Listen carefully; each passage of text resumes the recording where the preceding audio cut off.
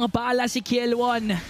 Sanford got caught with the final slash. Feathered airstrike ginamit ni Stormy pero nilayuan lang ng Team Liquid Philippines habang si Carlito ay masesecure ang Lord. Hala. SOT ni Innocent tumama pero godlike na coming in from Kielwon. Double kill. Maniac, aabot nga ba? Triple na. Yup, ni Carl TZ hindi nawawala. Oo, grabe din yung maturity kasi eto na. Lalaban na si LPH. Bibit-bitin nata si Hobbs! Yops na naman. Kinakailangan tumakas ngayon. Maaga pagkasana ng Feathered airstrike. Cram doon sa bandang likod para makapag-final slash. Pero Mga kabayan natin na nandito sa Saudi, lahat ng Pilipino na nasa buong mundo ay nakatutok na dito.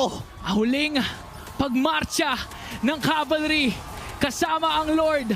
Narito na Team Liquid Philippines. Kakayanin nga ba nila i-end? Buhay pa! SRG buhay pa rin naman. Innocent nakakapag-free hit ngayon pero Sanford nandun sa likod. Hey! OHEB na naman! Makakapitas ng dalawa. Gusto pa nila makarami. Cram ngayon na-stun out si Innocent nakakapag-free hit pero makakataas pa rin naman si Carl TZ.